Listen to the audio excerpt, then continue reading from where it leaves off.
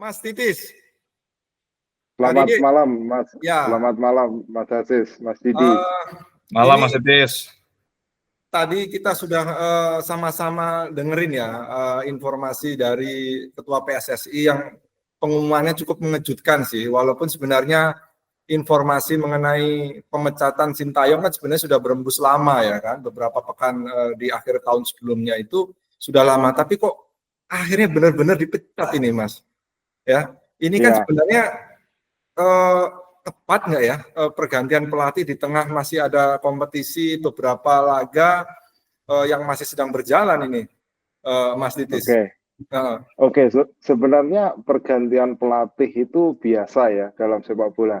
Jadi kalau kita kenal istilah kursi atau posisi atau pekerjaan yang paling rawan di dunia itu apa ya? Itu pekerjaan sebagai pelatih sepak bola ya. Makanya dia disebut sebagai kursinya paling panas. Istilahnya kayak gitu. Karena apa? Karena hanya dalam hitungan hari, hitungan bulan, enggak sampai tahun mereka bisa mudah sekali dipecat. Dan pergantian pelatih di tengah jalan itu adalah sesuatu yang sangat biasa dalam sepak bola.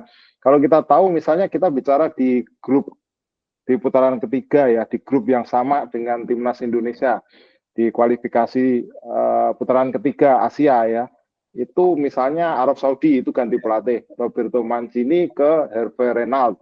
Kemudian Australia itu juga ganti pelatih Graham Arnold ke Popovich. Artinya ya ganti pelatih itu biasa. Nah, yang kenapa atau apa yang nggak biasa dari pergantian pelatih Sintayong kepada pelatih baru nanti yang belum diumumkan itu adalah dasar apa atau alasan apa yang melandasi pergantian pelatih. Kalau Arab Saudi, Australia ganti pelatih karena performanya buruk.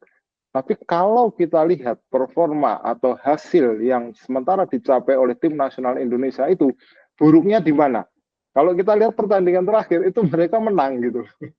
Lawan Arab Saudi menang gitu kan, cetak sejarah bahkan. Tim Asia Tenggara pertama yang menang di putaran ketiga kualifikasi Piala Dunia zona Asia. Posisi peringkat itu mereka peringkat 3. Artinya apa? Artinya mereka masih punya peluang untuk lolos ke putaran berikutnya ya, meskipun tidak bisa langsung lolos di peringkat 1 atau kedua. Tapi kalau di peringkat 3 atau keempat, itu kan mereka bisa masuk ke putaran keempat. Nah, berada di posisi yang sedemikian bagus dengan hasil terakhir yang bagus dan dengan catatan atau kita lihat kenaikan peringkat yang perlahan itu juga beranjak positif dari peringkat ke-70-an ketika pertama kali Sintayong masuk sampai ke sekarang di peringkat 129. Artinya kan ini kan progres ya. Tidak ada di situ penurunan prestasi, penurunan performa, tidak ada, yang ada adalah progres. Nah, ini kenapa diganti? Nah, itu yang menjadi pertanyaan. Nah, dalam situasi tersebut, saya melihat bahwa ada semacam, atau ini semakin menguatkan bahwa apa yang dilakukan PSSI atau apa yang diharapkan oleh PSSI terhadap tim nasional ini seperti sebuah prestasi yang instan. Jadi mereka berharap sesuatu yang cepat tercapai. Jadi mereka tidak peduli dengan proses, tapi mereka ingin pokoknya lolos ke Piala Dunia gitu. Jadi ini yang semacam jalan pintas atau upaya untuk membuat jalan pintas ini yang memang menjadi tanda tanya ya. Ya kenapa harus buru-buru? Kenapa harus mengambil jalan pintas? Seakan-akan tidak ada kesempatan lain, seakan-akan tidak ada waktu lain. Kalau kita melihat atau kalau kita biasa menekuni sepak bola ya, kan ada pertandingan yang namanya tarkam, antar kecamatan atau antar desa. Nah, biasanya kalau di tarkam itu, kalau kita tahu, itu satu kecamatan mengambil pemain-pemain yang bagus, mengambil pelatih yang bagus, dan berharap mereka menjadi juara. Ini seperti yang dilakukan oleh tim nasional Indonesia sekarang ini, mengambil pemain-pemain dari apakah naturalisasi, ataukah pemain itu diaspora, ya istilahnya sama saja ya, mereka yang terbaik diambil, kemudian berusaha mencari pelatih dan berusaha untuk bisa lolos ke Piala Dunia secepat mungkin di 2026. Nah ini yang jadi tanda tanya, kenapa nggak berpikir secara jangka panjang, long term gitu. Kenapa nggak berpikir bahwa kesempatan itu terbuka seandainya saat ini atau Sintayong ini gagal. Kenapa harus buru-buru? Kenapa harus Kalau nggak sekarang ya nggak bisa. Pokoknya maunya kita harus lolos sekarang gitu. Nah, itu yang Ya, tampak ya, itu yang terlihat itu seperti itu. ya, Karena ya kan performnya bagus, bukan performnya ya, saya lihat hasilnya bagus ya. Hasil terakhir menang meskipun kalah lawan China ya. Kemudian hasil yang imbang lawan Bahrain ya. Tapi di laga terakhir menang. Kemudian progres peringkat juga bagus gitu. Nah, ini yang jadi tanda tanya. iya. Nanti sebelum ke Kak Didi ya, saya penasaran yang why-nya itu Mas, kenapanya itu. Saya coba mengikuti alur pikiran para exco di exco PSSI maupun Ketua Umum PSSI sendiri Erick Thohir ya. Apa mungkin nggak gitu loh, apa ya, sebuah dalam tanda kutip perjudian mengganti pelatih di tengah jalan begini, nggak mungkin dong Mas. Tidak ada perhitungan Ya, yang sangat matang gitu loh. Walaupun hasilnya STY yang tadi disebut itu sudah kelihatan gitu. Karena ngomongin sepak bola kan ngomongin hasil akhir ya kan. Hasil akhir Indonesia ada berada di posisi ketiga. Tapi soal kenapa sebenarnya secara mendalam kan lebih masih misterius ya. Dalam artian apa iya performanya jelek? Toh enggak, hasil tadi sudah bicara. Tapi eh, masa tidak ada pikiran yang mendalam gitu penyebabnya gitu loh. iya, betul. Jadi saya juga bertanya-tanya ya, kalau kita baca beberapa laporan media, kemudian baca beberapa rumor, kan yang salah satu poin kenapa diganti itu katanya adalah komunikasi yang buruk, yang bermula dari hasil imbang lawan Bahrain. Karena ada beberapa pemain yang mencoba mengajak diskusi, tapi katanya laporan media menyatakan bahwa Sinteyong menolak untuk diskusi. Sehingga beberapa pemain ini mendapatkan hukuman sehingga tidak dimainkan lawan China. Tapi itu yang terjadi atau laporan di media ya. Tetapi begini, kalau komunikasi ya, pertama bahasa ya, bahasa saya tidak dalam posisi untuk membela Sinteyong ya, tapi kita melihat apa yang terjadi di luar ya, apa gambaran-gambaran bagaimana dunia sepak bola ini berjalan ya. Kalau kita bicara kendala bahasa ya, kendala bahasa itu ya tidak hanya apa yang dialami oleh Sinteyong ya, banyak pelatih yang juga menggunakan translator dalam mengaplikasikan atau dalam memberikan instruksi. Lagi pula sepak bola ini kan universal ya, bahasanya mudah dipahami, jadi nggak perlu harus fluent dalam bahasa Bahasa dari Inggris. negara yang dia latih, tetapi bahasanya mudah dipahami ya. Dan juga banyak pelatih yang menggunakan apa namanya translator ya. Bobby Robson itu menggunakan Jose Mourinho sebagai penerjemah. Kemudian Bielsa itu melatih di Inggris, tapi dia lebih nyaman kalau dia ngomong dalam bahasa Spanyol, karena dengan begitu dia bisa mengeluarkan karakter atau apa namanya sikap yang betul-betul atau bahasa yang betul-betul yang sesungguhnya keluar dari hatinya. Makanya dia pakai translator. Kemudian Thomas Tuchel itu juga pakai translator. Jadi kalau kendala bahasa, saya pikir solusinya bukan pecat pelatih ya, masih ada atau masih bisa dipikirkan kemungkinan-kemungkinan lain sebagai solusi.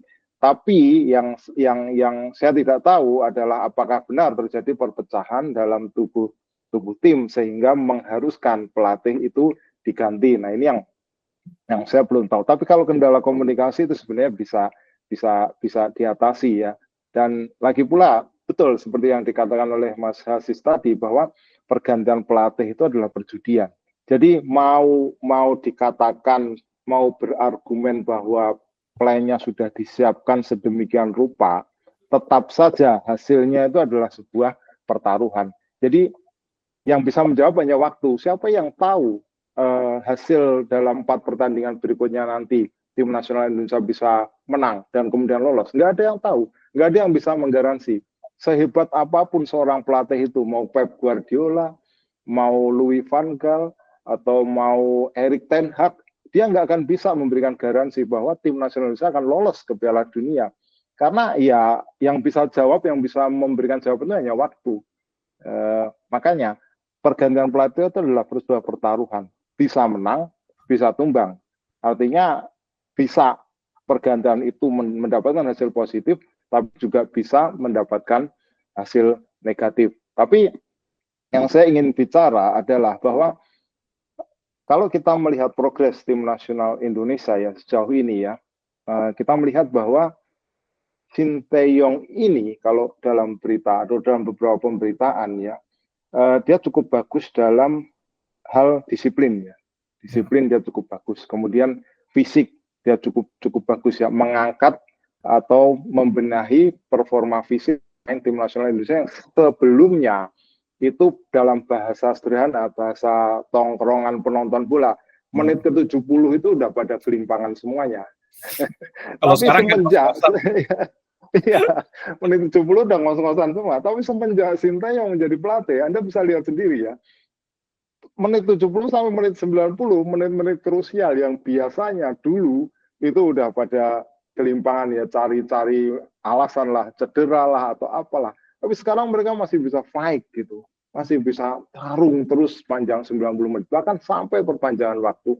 Mau contoh, mau bukti. Misalnya U23 kemarin yang lawan Korea di semifinal, seperempat final ya. Seperempat final di Piala Asia U23 yang kemudian kita ke semifinal yang kalah lawan Uzbekistan itu yang sekaligus pre-olimpik gitu. Lawan Korea yang kalah adu penalti kan masih bisa fight terus kan. Fight sampai menit-menit terakhir. Bahkan di adu penalti sendiri itu yang kita nonton aja udah capek itu. Yang adu penalti kan itu panjang sekali adu penalti. Yang nonton aja udah capek, tapi pemainnya masih bisa terus fight. Nah, itu menunjukkan bahwa dari sisi stamina itu sudah memberikan progres ya. Dan tim nasional Indonesia dalam historisnya, dalam sejarahnya, itu pelatih-pelatih yang bagus, itu biasanya adalah pelatih yang bisa membenahi fisik. Mau contoh, Tony Pogacnik, ini pelatih yang didatangkan oleh Bung Karno ya, karena dia akrab sama Josep Broz Tito, Presiden Yugoslavia, didatangkan dan kemudian dia bisa hampir membawa Indonesia lolos ke Olimpiade 56 waktu itu, hanya kalah dari Rusia, Soviet ya, Soviet waktu itu kipernya adalah Lev Yashin, legenda atau salah satu kiper terbaik di dunia. Itu Pogacnik, itu mantranya apa? Mantranya ya fisik, mantranya ya stamina. Jadi yang betul-betul dibenahi itu adalah fisik dan stamina. Mau contoh lagi, Anatoly Polosin dan Vladimir Yurin. Itu game 91. Itu zamannya Ferril Raymond Hatu dan kawan-kawan ya. Ribut Waidi itu yang bikin gol di final ya, kalau nggak salah. Itu yang dibenahi oleh Polosin dan Urin itu apa? Ya fisik, ya stamina, sampai pemain-pemainnya itu pada waktu latihan itu muntah-muntah. Karena mereka nggak sanggup menerima gemblengan latihan fisik. Jadi rezim latihannya itu pokoknya kamu harus kuat dulu secara fisik. Ya. Teknik belakangan lah. Pokoknya lu bisa main 120 menit tanpa capek. Itu Polosin yang dilakukan. Makanya latihannya waktu itu rezim latihannya keras sekali ya. Dan terbukti di final itu main 120 menit. Menang kan lawan Thailand. Thailand itu zamannya Piapong Phueon. Itu Polosin dan Urin. Itu adalah gelar senior terakhir yang didapatkan oleh Indonesia. Bayangkan itu tahun 91. Sekarang tahun 2024. Nah, berikutnya adalah rezimnya Sinteyong. Nah, sama-sama juga, fisik juga, stamina juga. Nah, kalau kita lihat dulu, pertama-tama Sinteyong melatih, media itu kan memberitakan bagaimana makanan pemain itu betul-betul dijaga. Jangan sampai mereka bebas makan gorengan. Jadi, gizinya itu betul-betul diperhatikan. Staminanya, VO2 max-nya diperhatikan. Fisiknya. Nah, itu atau rumus seperti itu yang selama ini memang berhasil memberikan catatan positif untuk tim nasional Indonesia. Nah, saya nggak ngerti apakah pelatih yang baru nanti itu akan memiliki spirit yang sama dengan Sinteyong yang fokusnya itu adalah fisik dan stamina dan juga disiplin. Nah, ini yang kita harus tunggu ya sampai 12 Januari ya siapa pelatih baru untuk Indonesia nanti. Ya. Oke, Mas. Ini kalau Mas Asis, kalau kita catat dari omongannya Mas Titis, kayaknya ini kan terbelah nih, Mas. Pro kontra lah keputusan mengejutkan dari Pak Erick Thohir ini kan. kayaknya Mas Titis agak lumayan berat hati karena Betul. masih misterius juga ini Mas ya. Iya betul. Ya kan? Kita Di tengah belum tahu jalan, siapa penggantinya. iya dengan prestasi kita masih tarung di ronde 3 kualifikasi Piala Dunia, tiba-tiba ada keputusan mengejutkan hari ini gitu kan Mas. Ya kan? Nah, Iya. mungkin ini sih Mas. Kan 12 Januari ya kita bakal ada diumumkan secara resmi lah nanti kan. 11 tiba, 12 diumumkan lah gitu kan, diperkenalkan ke publik. Iya. Nah, ini legasinya Sinteyong apa nih Mas yang perlu diteruskan? Tadi kan Mas juga concern soal fisik ya kan, kedisiplinan gitu. Jangan sampai yang udah ada sekarang itu kan nanti berubah lagi skemanya, padahal nanti Maret kita udah harus bertarung lawan Australia Mas. Gitu Mas. Iya, betul. Jadi memang gini, sepak bola modern itu terutama kalau kita bicara tim nasional ya. Tim nasional itu memang sulit sekali atau bukan sebuah pekerjaan yang mudah. Kenapa? Menjadi pelatih tim nasional itu bukan pekerjaan yang mudah. Karena dia mendapatkan tanggung jawab yang sangat berat dalam waktu yang sangat sempit. Kenapa waktunya sangat sempit? Karena bayangkan, pada FIFA Matchday itu pemain itu hanya istirahat atau absen sekitar 2 minggu atau berkumpul dalam tempo sekitar 2 minggu dan mereka didatangkan dari seluruh klub atau banyak klub ya. Kalau di Indonesia ya ada yang datang dari Twente, ada yang datang dari Venezia, ada yang datang dari Liga Indonesia, ada yang datang dari Belanda kan banyak sekali ya. Nah, mereka harus berkumpul dalam waktu yang sempit gitu. Nah, kalau sudah seperti itu kan untuk bisa meramu strategi untuk bisa membangun chemistry antar pemain itu kan bukan sebuah pekerjaan yang gampang ya. Nah, itulah challenge bagi pelatih tim nasional. Nah, ini yang berbeda dengan pelatih klub. Kenapa? Karena pelatih klub itu mereka berkumpul setiap hari. Iya. Berkumpul setiap hari. Jadi untuk bisa memasukkan strategi, untuk bisa memindahkan kemauan pelatih ke pemain itu relatif lebih mudah dibandingkan dengan menjadi pelatih bagi tim nasional. Sehingga kalau kita melihat strategi atau kalau kita bicara strategi pelatih atau kalau kita bicara filosofi pelatih di tim nasional itu untuk ditularkan ke pemain atau dikopikan ke pemain itu enggak segampang kalau menjadi pelatih atau apa yang terjadi sebagai pelatih klub ya. Nah, itu yang membuat kalau kita lihat Sinteyong ini mendapatkan banyak kritikan soal taktik atau strategi ya. Karena memang ya nggak gampang orang pemain baru berkumpul 2-3 hari disuruh main tiki taka ya susah gitu. Yang satu main di Belanda, yang satu main di Liga Indonesia gitu kan. Nah, beda kan dengan di klub yang sudah berkumpul berbulan-bulan, sudah training berbulan-bulan. Nah, sehingga yang sering kita lihat itu adalah kritikan kepada Sinteyong tentang strateginya. Dibilang bahwa Sinteyong ini nggak punya pelatih yang nggak punya strategi katanya. Gitu. Pelatih yang hanya bisa bertahan total kayak gitu. Ya menurut saya ya tim nasional ya seperti itu. Kita mau bagaimana pelatih bisa memaksakan strateginya dalam situasi masa waktu berkumpul pemain yang sangat sempit dan belum juga melihat bagaimana kekuatan lawannya. Nah, kalau misalnya bicara lawan Jepang ya misalnya, ya pasti siapapun pelatihnya lawan Jepang ya strateginya bertahan gitu kan. kalau lawan Jepang kita main gung-ho atau frontal menyerang frontal ya sama aja bunuh diri gitu kan.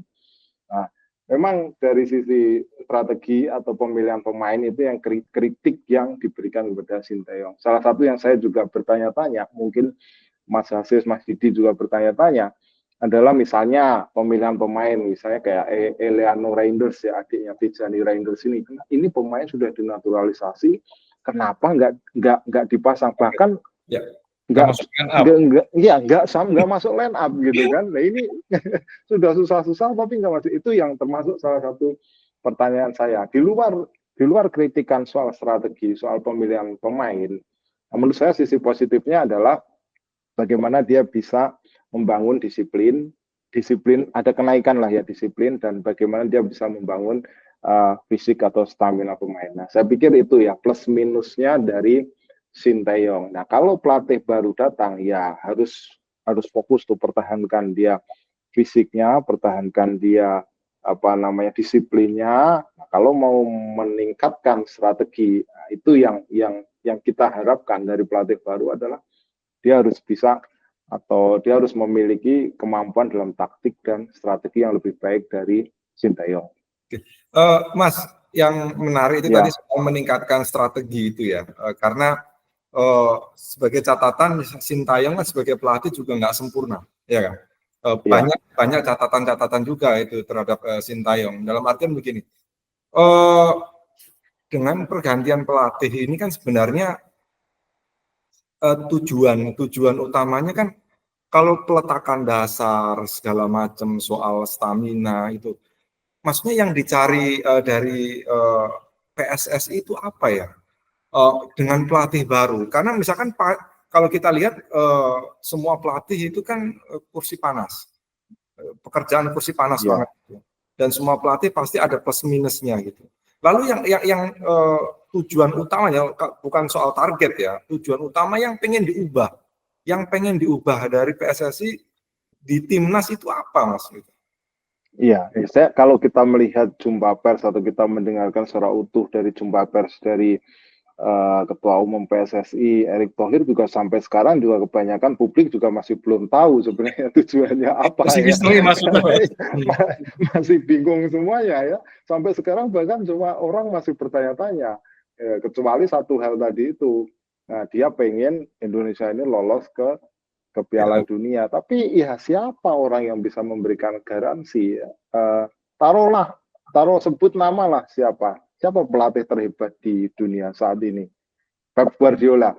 Bisa nggak dia memberikan garansi Indonesia lolos ke Piala Dunia? Nggak bisa.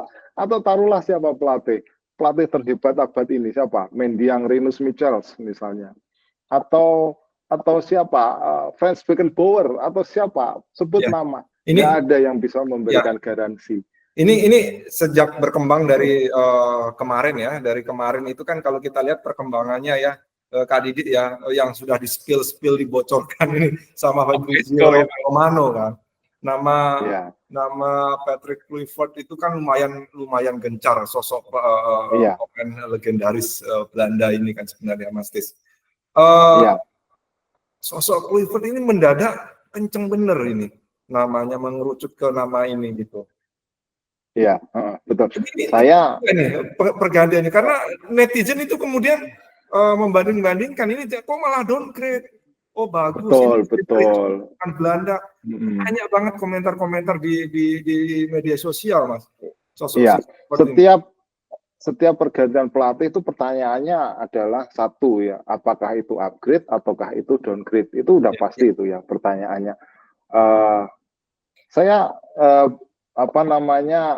belum banyak melihat atau belum banyak membaca profil kepelatihan dari Kluivert ya. Kalau sebagai pemain ya dia hidup pada zaman yang sama dengan saya, bagaimana dia termasuk golden generation di Ajax ya, tahun 95 ya, flop di Milan kemudian ke Barcelona. Sebagai pemain dia bagus, tetapi sebagai pelatih saya belum melihat karir kepelatihan yang cukup cemerlang ya dari Patrick Kluivert, selain dia pernah melatih Curaçao ya.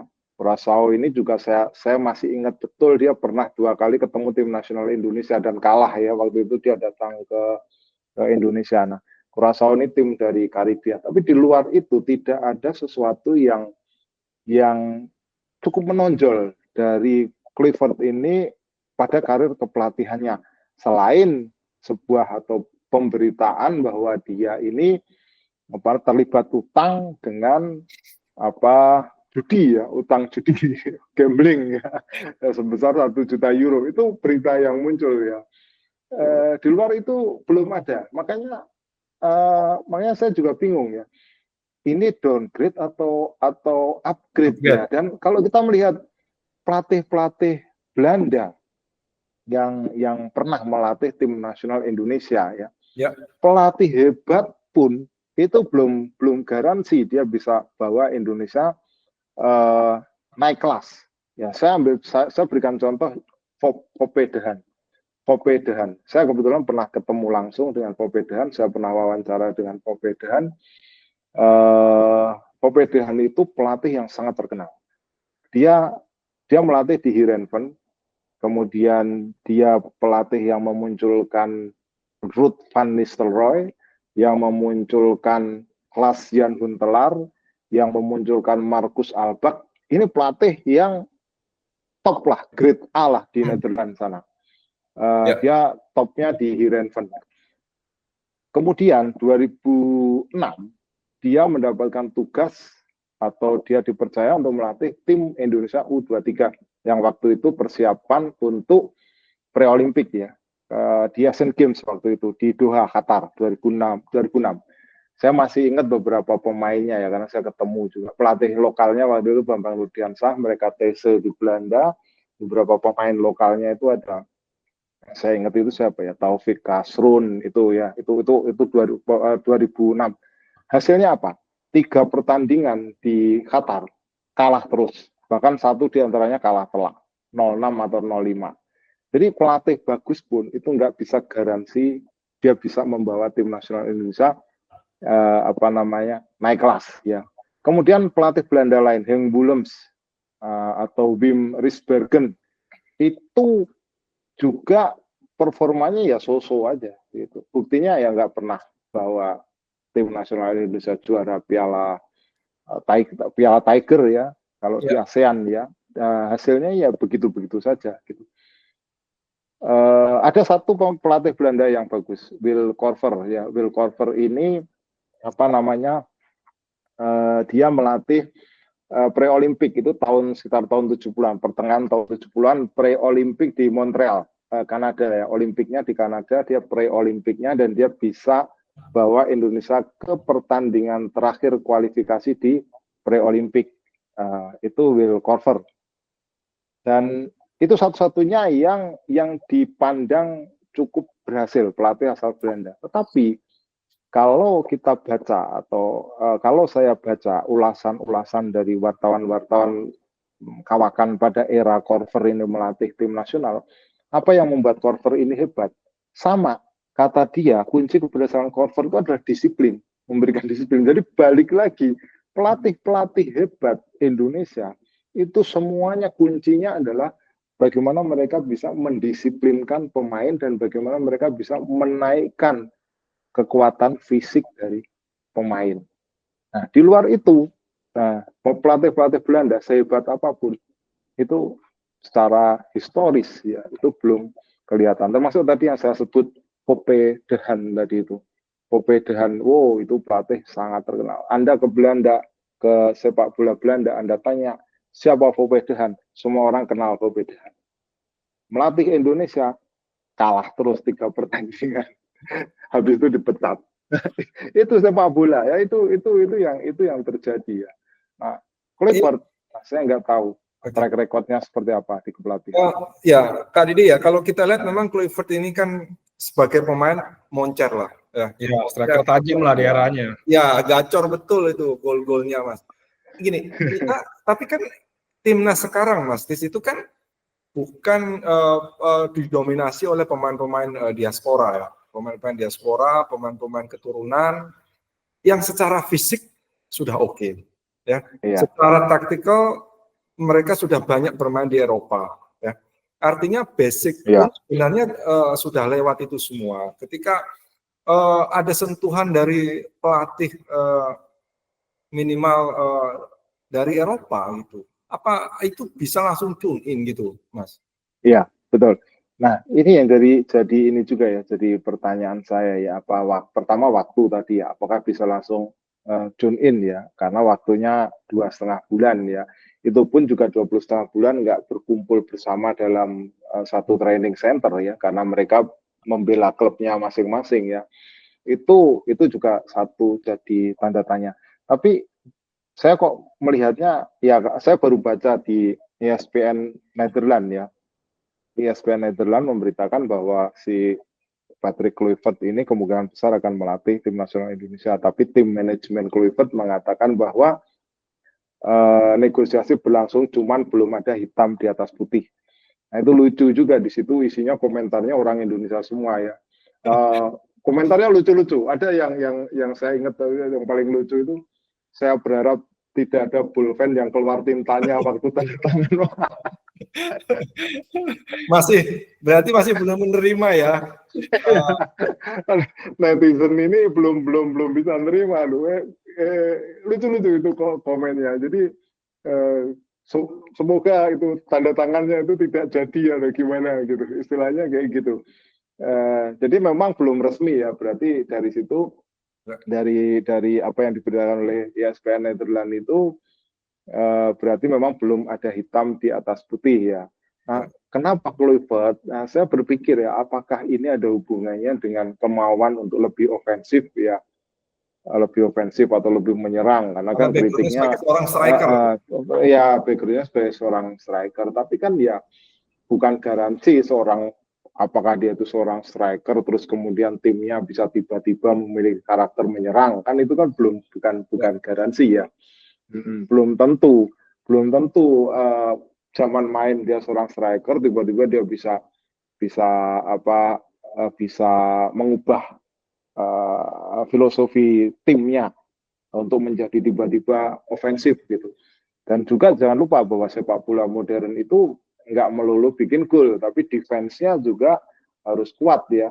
Artinya sebelum punya tim yang bisa cetak gol, Anda harus punya pertahanan yang solid untuk menghindari kebobolan dari gol. Sederhana lah kunci sepak bola itu. Sepak bola itu kan ya yang menang, yang mencetak gol lebih banyak ya. Tapi untuk bisa mencetak gol lebih banyak ya Anda jangan kebobolan kan gitu. Artinya ofensif saja sebenarnya itu nggak bukan resep ya, harus ada balance. Selain bagus dari sisi menyerang, ya defense-nya juga harus kuat gitu kan. Harus bisa bagaimana menjaga gawangnya untuk tidak kebobolan. Nah, ya sesederhana itulah sepak bola ya, penafsirannya yang mungkin rumit ya. Oke Mas, ini kan menarik ya Mas, tadi penjelasan Mas Titis ya, ada Will Hoover ya kan, terus Hank Williams. Kalau Hank Williams sih ingat saya pernah sampai final ya, cuman kalah ya zamannya Nur Alim Widodo tuh ya, itu kan Tiger sama lupa tuh saya Mas, ya kan, Popedehan ya, artinya kan pelatih Belanda ini kan bukan yang pertama ya, ada 4 atau 5 mungkin kalau Kluivert memang benar jadi gitu ya Mas ya, karena ternyata kan masih belum fix lah, karena 11 nanti baru tiba katanya 11 Januari ya. Nah Mas, dengan pengalamannya gitu Mas, Kluivert ini kan seorang striker ya, di eranya kan ya di Ajax, di AC Milan, di Barcelona sampai di Newcastle gitu kan sangat-sangat ditakuti lah gitu. Ya paling enggak dengan pengalaman, walaupun dengan kepelatihannya masih kurang ya, tapi dia pernah jadi asisten kalau nggak salah ya, masih asistennya Louis van Gaal ya di timnas Belanda ya. Betul. Nah, paling enggak yang bisa dipadukan dari peninggalan STY dengan jam terbangnya Kluivert ini apa yang bisa bikin timnas ini lebih oke lah gitu. Iya. Kalau kita bicara kalau kita sebut pelatih asal Belanda ya, kok dugaan saya seperti ada simplifikasi gitu ya. Simplifikasi itu gini, karena mayoritas pemain tim nasional ini atau tulang punggung tim nasional ini adalah para pemain yang berasal dari atau punya latar belakang Belanda, ya darah Belanda. Nah, kemudian didatangkan oleh pelatih Belanda. Padahal, simplifikasi seperti itu sebenarnya berbahaya ya. Ya, kenapa berbahaya ya? Karena sepak bola itu nggak sesederhana itu. Saya tadi di awal sudah bilang ya, bahwa apakah komunikasi lancar itu akan menggaransi sebuah performa yang bagus? Ya belum tentu juga, gitu kan. Apakah hambatan komunikasi itu menjadi kendala bagi performa sebuah tim sepak bola? Ya belum tentu juga, karena faktornya banyak ya. Kalau bicara konsideran prestasi dalam sepak bola, itu nggak sesederhana itu. Nggak bisa disimplifikasikan dalam bentuk komunikasi yang lancar antara pelatih dengan pemain, atau background latar belakang yang sama antara pelatih dengan pemain. Ya bisa banyak faktor ya, apakah itu fisik, apakah itu taktik, apakah itu teknik, apakah itu mental, ya 4 kunci sepak bola ya, fisik, taktik, teknik, mental, udah itu. empat itu yang harus harus sinergi, harus didapatkan ya, bukan hanya sekedar pelatih yang komunikasinya satu bahasa, pelatih yang sudah bisa mengenal pemain-pemainnya. Nah, simplifikasi ini yang bahaya. Nah, sehingga kemudian saya pribadi bertanya-tanya, kenapa Kluivert itu? Apakah nggak ada alternatif lain gitu kalau melihat track record kepelatihannya gitu kan? Banyak pelatih-pelatih lain yang mungkin mungkin bisa lebih memberikan harapan ya, lebih bisa memberikan oh kalau ini pelatih ini kok track recordnya bagus ya sebagai pelatih ya. Karena Kluivert sendiri kalau kita lihat CV kepelatihannya ya, kita baca, nggak usah kita lihat CV-nya lah, kita baca di Wikipedia lah gitu kan. Iya. Ini pelatih prestasinya di mana gitu kan, kita Iya, kan bertanya-tanya. Itu yang jadi pertanyaan banyak orang sekarang. iya. Kalau Iya. pemain oke lah Mas ya prestasinya. Nah, itu jadi pertanyaan sih. Betul. Makanya sama seperti para netizen itu, saya juga berpikiran nih, semoga nih Pak Kutas tintanya macet itu tadi kan. Ya, Ya. seperti itu. Tapi ini ya, di luar itu apa namanya keputusan sudah diambil. Artinya sudah jumpa pers, ketua PSSI sudah jumpa pers, sudah resmi pelatih lama sudah dipecat. Ya kita ya tentu saja berharap bahwa itu adalah keputusan yang terbaik ya. Kita berharap tentunya nanti 4 partai sisa ini bisa diambil. Ini berat-berat semua ya 4 partai sisa ini, kecuali lawan Bahrain sama China ya. Ini di kandang ya, kita main di kandang ya. Away-nya kita Kemudian berat satu Mas. lagi, Kali Jepang. iya, away-nya yang berat lawan Australia dan lawan Jepang. Nah, ya, banyak yang berharap Jepang sudah lolos dulu deh, biar nanti menurunkan pemain-pemain lapis 2. Nah, lapis 2 sama lapis 3 Jepang ya sama aja. Nggak ada bedanya sama pemain intinya gitu kan. Jadi ya kalau mau ya kita harus mengalahkan direct kompetitor. Direct kompetitornya siapa? Direct kompetitornya itu adalah China dan juga Bahrain. Jadi kalau mau ini harus diambil. 2 partai ini udah harus jadi partai wajib untuk bisa dapat Poin penuh ya. Iya, poin penuh. Lah lawan Australia Seri. main di Sydney ya. Ya berat juga lah ya. Ya berharap apalagi lawan Jepang ya, away juga ya. Ya kalau mau direct kompetitornya sulit untuk bisa di peringkat 1-2 itu sulit. Jepang sudah hampir pasti. Nah, satu lagi ini antara Australia kemudian Saudi ya. Saudi, Australia, satu lagi siapa ya? Bahrain, China ya. Nah, ini Saudi dan Australia lah kemungkinan lah. Tinggal direct kompetitornya Bahrain dan Cina ini kita harus bisa dapat 6 poin. Oke. Mas Tis, terakhir Mas, pertanyaan terakhir. Ya. Ini soal pelatih memang belum karena belum sign kontrak, belum hitam di atas putih. Kalau kata netizen, kalau perlu tintanya nggak ada gitu kan, belum resmi ya. Jadi soal sosok Kluivert ini nanti fix atau enggak, biarkan itu nanti kita dijawab sama Pak Ketua Umum di tanggal 12 ya pastinya. Tapi saya mau tanya gini Mas, ini sisa 2 bulan setengah ya, keputusan sudah diambil. Nanti ada pelatih baru. Sisa 2 bulan setengah ini dengan persiapan yang tadi Mas Tis bilang itu akan banyak away-nya ya, daripada imbang ya, hampir home away-nya ya. Itu terakhir malah Jepang itu. Apa yang bisa dilakukan dengan pelatih baru dan timnas akan ada pemain diaspora baru juga gitu. Mas itu membayangkan timnas pasca STY itu nanti dengan sisa 2 bulan setengah dan persiapannya itu gimana Mas? Akan seperti apa sih gitu? Iya, saya sih kalau pemain-pemain diasporanya mungkin sudah, kalau benar pelatihnya dari Belanda mungkin nggak ada masalah ya. Sama Martin Paes nggak ada masalah. Kemudian Calvin Verdong, Hilgers, kemudian Jenner, Haye, ya Orat Mangun, mungkin nggak ada masalah ya. Tapi pastinya dengan pemain-pemain lokalnya ini harus ada proses perkenalan yang cukup ini ya, harus ada intens dulu ya di awal ya, terutama dengan Rizky Ridho, Marcelino, Asnawi, Arhan, siapa lagi yang langganan tim nasional ya.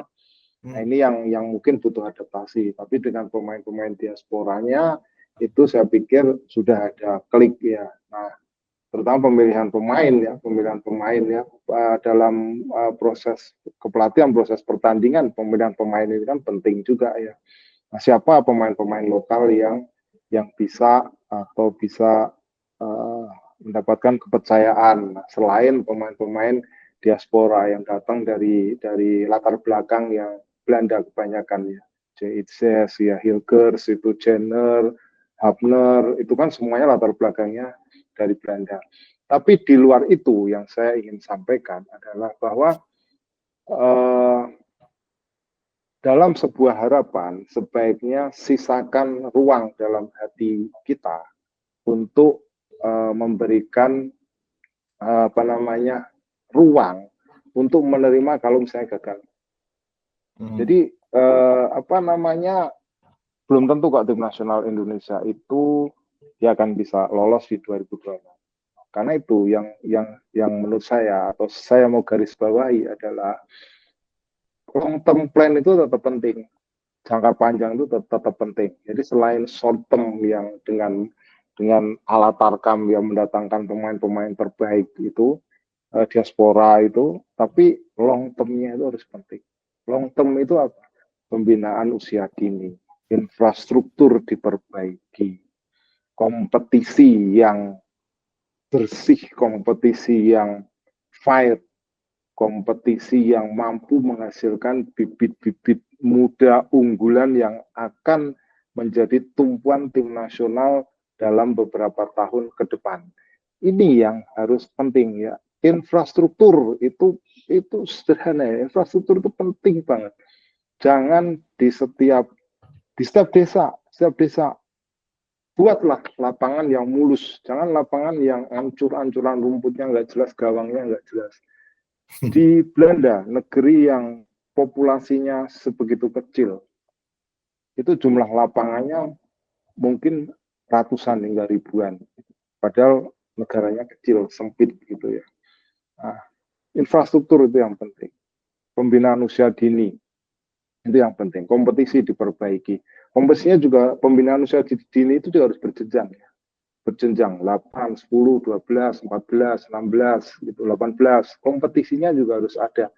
Kompetisinya juga harus continue. Kompetisi bukan turnamen ya. Yang di kita ini kan turnamen namanya Suratin itu ya. Turnamen, bukan kompetisi ya, berjenjang. Kompetisi seniornya itu juga harus diperbaiki. Kemudian yang fraud itu dihilangkan. Artinya kompetisi harus bersih, kompetisi harus fair, gitu kan. Jadi long term itu yang sebenarnya yang penting. Kenapa long term itu penting? Bayangkan kalau misalnya gini, kalau misalnya kita gagal tahun ini, misalnya kita gagal 2026, apakah 4 tahun berikutnya 2030 kita juga akan mencari pemain-pemain keturunan dari Belanda? Apakah akan seperti itu terus polanya? Kan enggak kan? Mau nggak mau kita harus berharap dari lokal talent yang tumbuh, lokal talent yang the next Marcelino, the next Arhan, the next Asnawi, the next Rizky Ridho, itu yang harus dimunculkan. Itu seharusnya pemikiran-pemikiran bahwa long term, jangka panjang, ini yang kita harapkan muncul dan itu harus disupport. Kenapa itu kenapa pilihan long term itu sebuah pilihan yang tidak disukai? Ya karena biayanya mahal pertama. Dan kemudian yang memetik hasilnya itu bukan generasi yang menumbuhkan, tapi generasi ke depan nanti gitu kan. Karena bahasa sederhananya adalah ngapain gua capek-capek sekarang, tapi yang panen adalah orang atau mereka yang 4 atau 5 tahun ke depan itu berkuasa gitu kan.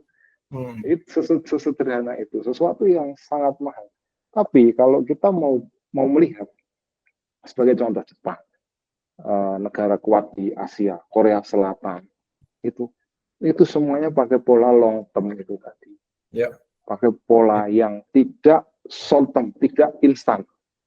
tapi semuanya dipersiapkan kemudian dipanen pada masa depan. Jepang itu Itu long yang term penting. ada targetnya ya Mas ya. Betul.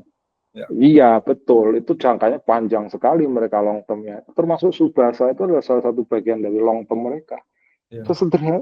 Sesederhana itu Kapten Tsubasa, orang bertanya, apa hubungannya komik sama prestasi sepak bola Jepang? Oh, penting sekali. Ketika komik Kapten Tsubasa ini sangat populer, itu kemudian membuat anak-anak ingin bermain sepak bola. Sesederhana itu. Sebuah komik itu bisa memunculkan pemain-pemain atau anak-anak untuk masuk atau terlibat dalam sepak bola. Ada nggak pemikiran itu di stakeholder sepak bola kita? Bahwa budaya atau komik itu bisa mempengaruhi sebuah prestasi. Belum ada, belum kelihatan. Hal seperti itu belum kelihatan. Nah, ini yang perlu atau ditunjukkan. Infrastruktur juga. Jangan stadion mulu yang dibangun gitu kan. Kita lihat banyak stadion-stadion dibangun megah, tapi kemudian berantakan atau nggak pernah dipakai gitu kan. Seperti misalnya di Riau itu. Tapi lapangan diperbanyak, lapangan yang mulus ya, bukan asal lapangan yang mulus. Lapangan diperbanyak supaya anak-anak bisa bermain, bisa gembira dengan sepak bola. Dari situlah akan lahir the next Rizky Ridho, the next Marcelino, the next Pratama Arhan, the next Asnawi Bahar. Jadi itu yang penting dalam sepak bola, long term goals. Yep. Oke. Terima kasih Mas Titis. Sama-sama. Analisanya komprehensif, lengkap, dan ya semoga sepak bola Indonesia terus maju ya, walau tanpa SBY. Ya, terima kasih Mas Titis. Thank you. Terima kasih Mas. Siapapun pelatihnya kita tetap dukung timnas walaupun Ya, masih betul. kontrak, masih banyak yang Iya, kecewa. betul. Gitu. Oke Mas, doa kita Tetap. bersama lah lolos Piala Dunia. Tetap harus lolos. Siap. Oke, Mas Aziz, Mas Riki. Terima kasih. Thank you.